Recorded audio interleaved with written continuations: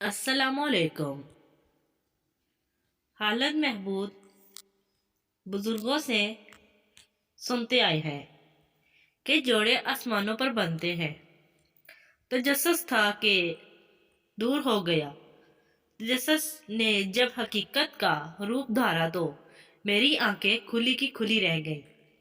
واقعی حکم ربی کے سب سے تابع ہے، یہاں تک کہ کائنات کا ذرا ذرا احکام ربی کامراہنوں منتیں ہے۔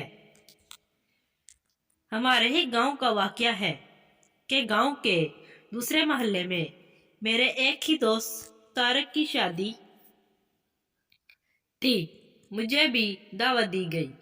رسم مہندی میں ہر طرح کا ہلا گلا ہوا، ڈھول بجے، خوب ناچ گانا ہوا۔ عزیز و اقارب کے علاوہ کافی تعداد میں دوست احباب بھی شادی میں شرکت کی غرض سے تشریف فرمائے تھے۔ رات تقریباً 2 بجے تقریباً اختتام پذیر ہوا۔ طارق کا تعلق ایک ذمہ دار گھرانے سے تھا۔ سب لوگوں سے زمین رقبہ ان کی زیادہ تھی۔ کوٹھی، نوکر چاکر، ضرورت زندگی کی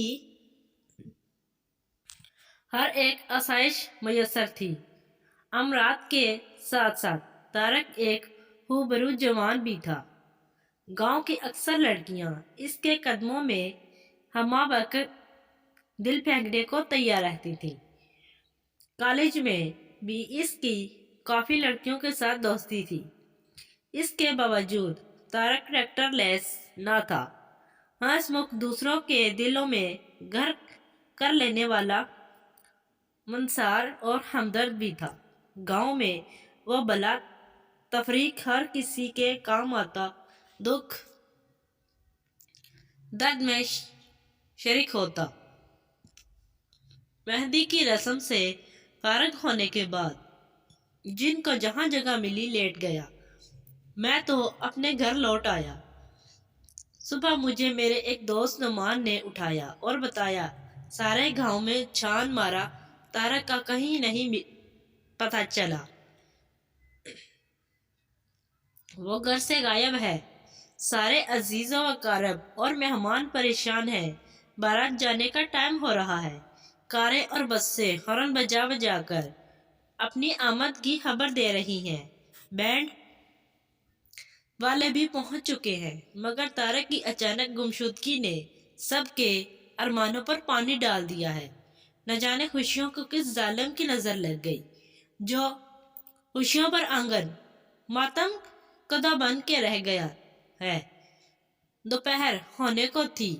برادری کے بوڑھوں نے فیصلہ کیا کہ طارق کے چھوٹے بھائی ارشد کو تیار کرو، سانپ بھی مر جائے گا اور لاٹھی بھی سلامت رہے گی، لڑکی والوں کی عزت بھی محفوظ رہے گی اور لڑکے والے بھی لوگوں کے تانوں سے بچ جائیں گے۔ اس ساری صورتحال سے لڑکی والے بھی آگاہ ہو چکے تھے۔ انہوں نے اپنے ایک کمی کے ہاتھ طارق کے ہاں پیغام بھجوا دیا کہ ہم کو سب معلوم ہو چکا ہے، لہٰذا ہمارے ہاں آنے کی تلخی جرأت نہ کرے، کیونکہ ارشد بھی طارق کا ہی بھائی ہے، وہ طارق سے بھی 2 ہاتھ آگے ہوگا۔ اور ساتھ ہی دوسرے کمی کو ہمارے ہی گاؤں کے جنید، جو طارق کا ہی کزن تھا، پیغام بھجوا دیا کہ فوراً تیار ہو کر چند عزیز ساتھ لے کر پہنچ جاؤ۔ جنید کی تو جیسے لاٹری نکل آئی، وہ خوشی سے پھولے نہ سما رہا تھا۔ جب مجھے اس واقعہ کا علم ہوا تو میں سن کر حیران و پریشان ہو گیا اور میں بے اختیار پکار اٹھا، واہ مولا تیرے رنگ، تیریاں تو ہی جانے۔ جنید طارق کا کزن تھا، مگر کسی بھی طور وہ طارق کا ہم بلا نہیں تھا۔ یہی وجہ تھی کہ سائمہ کے گھر والوں نے جنید پر طارق کو ترجیح دی تھی۔ حالانکہ جنید اور سائمہ ایک دوسرے کو بچپن سے چاہتے تھے۔ سائمہ جنید کے سگے ماموں کی بیٹی تھی، مگر جہاں دولت کی فراوانی ہو وہاں رشتوں کا تقدس قائم نہیں رکھا جاتا۔ ہر رشتہ دولت کے ترازو میں تولا جاتا ہے۔ جنید تیار ہوا اور اپنی بچپن کی محبت کو پانے کے لیے ماموں کے ہاں پہنچ گیا۔ اس طرح دو بچھڑنے والے آپس میں مل گئے۔ اس واقعہ کو کافی عرصہ بیت چکا ہے، مگر آج جب بھی ہمارے گاؤں میں شہنائیاں کی آواز میرے کانوں سے ٹکراتی ہیں تو مجھے فوراً طارق والا واقعہ یاد آ جاتا ہے۔ جنید اور سائمہ کی شادی کے 2 سال بعد طارق دبئی سے واپس لوٹا اور ہر ایک اس سے پوش ہونے کے متعلق پوچھنے کی کوشش کرنے لگا، مگر اس نے کسی کو بھی سچی بات نہ بتائی۔ ایک شام میری اور طارق کی ملاقات کھیتوں میں ہوئی، کیونکہ ہم دونوں کی زمین ساتھ ساتھ تھی۔ میں نے اسے اپنے ڈیرے پر بٹھا لیا اور پوچھا، طارق تم نے سب کی عزت خاک میں کیوں ملا دی؟ خوشیاں بھرے گوارے کو خود اپنے ہی ہاتھوں سے آگ لگا گئے۔ کون سی ایسی مجبوری تھی جس کی وجہ سے تجھے ایسا کرنا پڑا؟ طارق کہنے لگا، حیدر بھائی، ساری زندگی آگ میں جلنے سے بہتر تھا کہ چند دن کے لیے برا بن جاتا، اور وہ میں بن گیا۔ میں ضمیر کا قیدی بن کر جینے سے موت کو ترجیح دیتا ہوں۔ ایسا کرنے سے میرے زمین پر جو بوجھ تھا اب میں اس سے آزاد ہوں۔ الحمدللہ اب میرے ضمیر پر کوئی بوجھ نہیں۔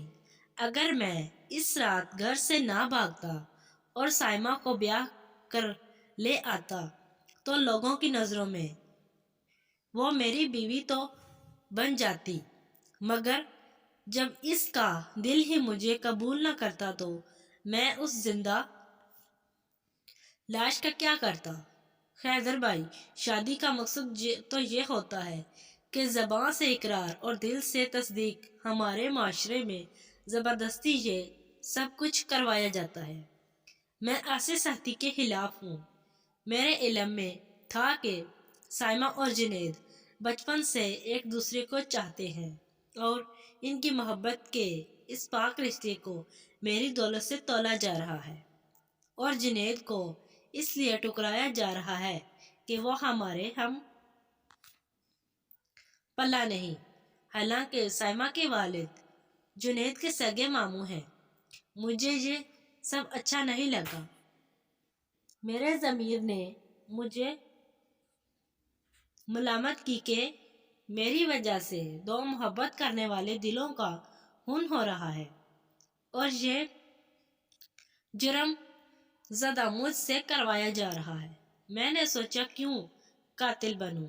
لوگ 4 دن باتیں بنائیں گے، برادری والے بھی میرے اہل خانہ کو کھٹی میٹھی سنائیں گے، اس سے کوئی فرق نہیں پڑتا۔ میرے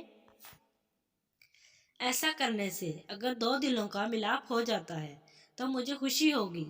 ویسے بھی حیدر بھائی، جوڑے تو آسمانوں پر بلتے ہیں۔ اللہ تعالیٰ جو کرتا ہے بہتر کرتا ہے۔ جنید اور سائمہ ہنسی خوشی زندگی بسر کر رہے ہیں۔ ان کے آنگن میں اب 2 ننھے سے پھول بھی کھیل چکے ہیں۔ خدا ان کو سلامت رکھے۔ ہمارے لیے بھی اس خالق و مالک نے کوئی ڈھونڈ کے رکھی ہوگی۔